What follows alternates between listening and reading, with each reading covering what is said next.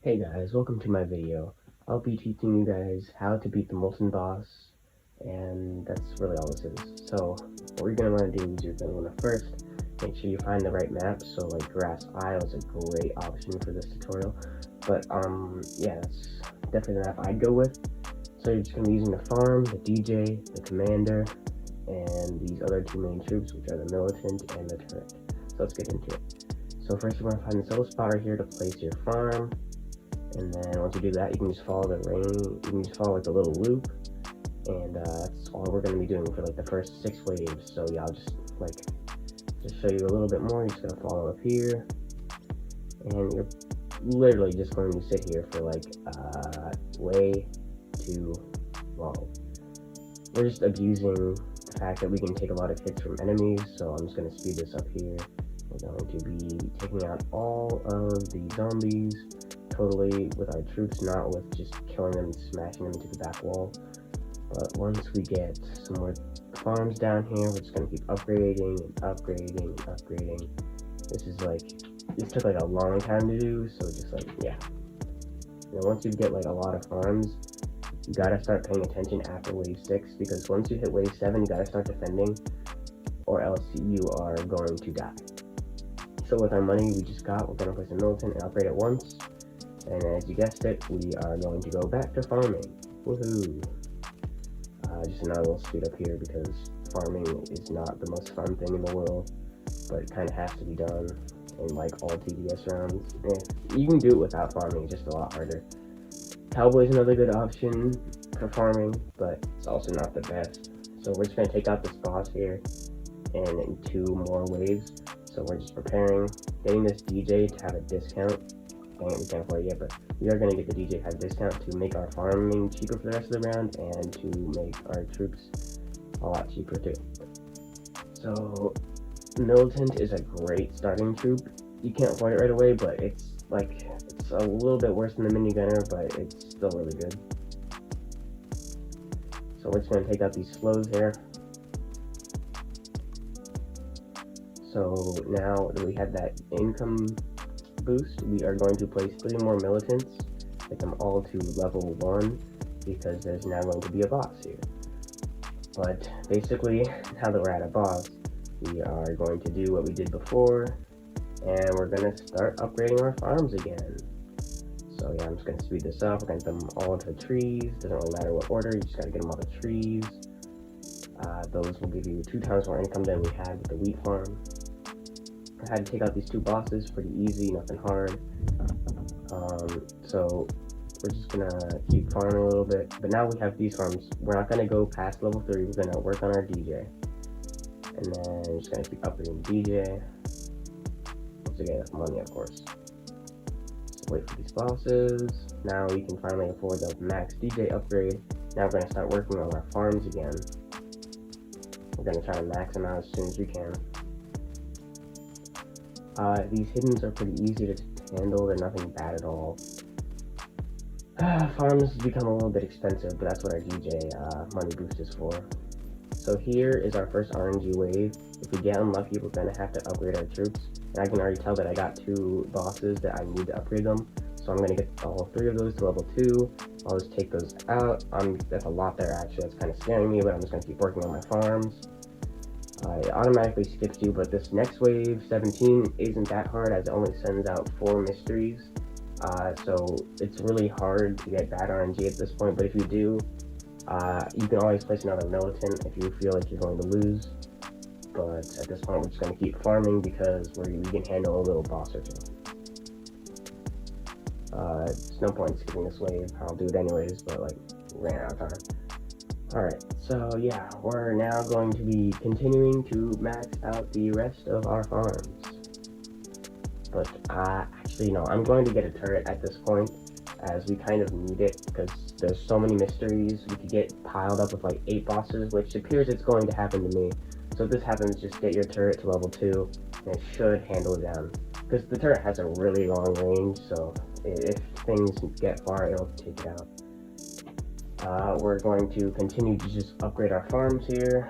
This is probably the most boring part because we can't just upgrade farms and be done with it. We have to also make sure nothing bad comes out. We don't have to deal with it. so I'm just gonna work on farms because I don't see anything bad. So that does get hidden protection on the turret if I get it to the next level, so it is going to be helping against those like heavy hidden bosses you'll see shortly, but we can ignore that for now. I'm just going to keep working on the farms. Let's see here. Molten Wave, you want to get your turret to level 3 for the Moltens, because they just have a tanky amount of health, not as much as the boss, but they're spammed. So once you get that, you can just kind of upgrade all your farms, just skipping through levels here because the turret's going to help carry us. Now you've got max farms, you want to get your turret to level 4, so that way they can spawn kill easier. So what we're going to do is we're just going to get this turret here, and then once that's level 4, we're just going to start spamming them across the back line. I'm actually going to speed this up here to try to get rid of that boss faster. I'm not trying to wait for 10 years. You don't have to use your commander ability throughout the whole time except for wave 40, but if you do want to speed things up, just go ahead and click it every there and now. So this boss is taken care of, and it looks like we're going to be able to afford our 4th turret upgrade. And we're just going to want to do this for the next 3 turrets, so I'll just speed this up while I quickly get those high enough level to level 4. I'm not trying to spend 2 hours just upgrading turrets. Alright, you got 3 down, and we're gonna get 4. Alright, now you're just gonna want to upgrade your commander, because it'll help out your turrets. And before we get our 5th and final turret, we are actually going to get a militant spam. We're gonna fit as many in here as we can. We're gonna place them along the back. And I realized, oh, there's not enough space there, so I saw it and I put it back again, and then I'm like, okay, now there's space. So we're just gonna spam them along the back line while things keep getting killed. And I'm not gonna place the turret yet because the turret has a long range and it will make me be able to place less troops. So we're gonna actually place those last. So we're actually gonna just squeeze in 3 militants here. Should be able to fit it. Just gotta squeeze around with your mouse. And then I'm gonna actually try to fit as many militants as I can in all these little pockets. It'll help me out in the future. They're pretty good placements. And before I get this front row, I'm just going to place my last turret and get it upgraded because I have a lot of money. Alright, now I'm going to finish this front row. Once you finish this front row, it's going to be a long process because you're going to have to upgrade all of these militants. But you're not going to have to upgrade all the militants before you finish maxing out your turrets. So just quickly come on over here. It doesn't matter what order, you just want to max out all your turrets. They're kind of expensive, so it's going to take you a few waves. You're just going to want to take them out because this like doubles the amount of damage they do, which is insane. It'll help out killing enemies like, well, 2 times faster, of course. So we're just going to speed this up through here, and now that we've got our last one upgraded, we're going to go through and upgrade every single militant. We're just going to do this. It's going to take us a while. It might take us till about wave 39. So definitely going to speed this up for you guys. You don't want to watch me upgrade things for like the next 2 hours.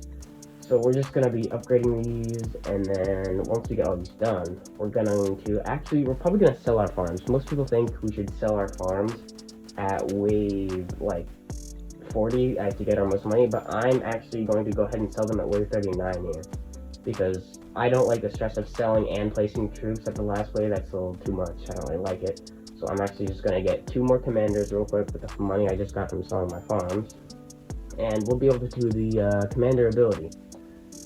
And this commander ability is going to allow us to take out the boss faster than we would without it. It's going to be really nice. So what we're going to want to do is we're going to select our first commander real quick. It's that one right there. We just got to wait until the first strong thing comes up. There's the first strong thing. We hit our first ability.